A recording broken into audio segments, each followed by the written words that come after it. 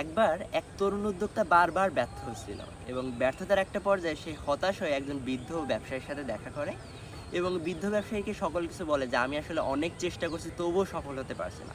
অতঃপর ওই বৃদ্ধ ব্যবসায়ীটা তাকে ছোট্ট একটা কাগজ দেয় এবং কাগজ দেওয়ার পরে বলে এই কাগজে তুমি তোমার নামটা লিখে রাখবা এবং 10টা বছর পর তুমি আসলে এটা আবার দেখবা।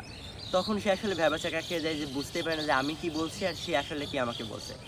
তো তারপরে ওই বৃদ্ধ লোকটি বলে যে এই 10টা বছর পর যখন তুমি এটা আবার এসে দেখবা, তখন যদি তুমি দেখো বা তখনও যদি তুমি ব্যর্থ থাকো, তখন এই চিঠিটা তোমাকে স্মরণ করিয়ে দেবে বা এই কাগজটা তোমাকে স্মরণ করে দেবে যে তুমি আসলে এখনও তোমার প্রচেষ্টাটা থামাওনি।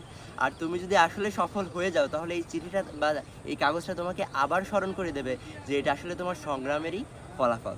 অতঃপর ওই তরুণ উদ্যোক্তা তার নামটা ওই কাগজে লিখে যায় এবং 10 বছর পর এসে দেখে সে আসলে একজন সফল উদ্যোক্তা হয়ে গিয়েছে। সো এই গল্প থেকে আসলে আমরা শিখতে পারি যে ব্যর্থতা আসলে ক্ষণস্থায়ী, বাট আমরা যদি আমাদের চেষ্টাটা চালিয়ে যাই তবে আসলে এক সময় কোনো না কোনো সময় সফলতা কিন্তু আমাদের ধরা দিবেই।